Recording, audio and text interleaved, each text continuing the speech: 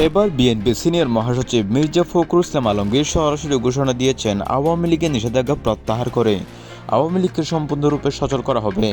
সাম্প্রতিক সময়ে এক বক্তৃতাকালে মির্জা ফখরুল ইসলাম আলমগীর সরাসরি তার বক্তব্যে তুলে ধরেন বাংলাদেশের রাজনৈতিক ইতিহাসে আওয়ামী লীগ হচ্ছে এমন একটি দল যারা সবসময় গণতন্ত্রকে প্রাধান্য দিয়ে এসেছে। তারা কখনো আজ পর্যন্ত কোনো দলকে নিষিদ্ধ করেনি। হয়তোবা জামাতকে নিষিদ্ধ করতে চেয়েছিল, কারণ জামাত যুদ্ধাপরাধী, সেটা বাংলাদেশের সব জনগণই জানে। এ সময় তিনি আরও বলেন, বাংলাদেশের মধ্যে আওয়ামী লীগ অবশ্যই থাকবে। যদি গণতন্ত্রকে পূর্ণ প্রতিষ্ঠাতা করতে হয় তাহলে আওয়ামী লীগকে ফিরিয়ে আনতে হবে। তাই আমরা আওয়ামী লীগের রাজনৈতিক সব কিছু ফিরিয়ে দিয়ে আমরা তাদের সম্পূর্ণরূপে সক্রিয় হতে চাই, যাতে বাংলাদেশের রাজনৈতিক ইতিহাস সবসময় একটি প্রতিদ্বন্দ্বীমূলক হয় এবং সবসময় গণতন্ত্র টিকে থাকে।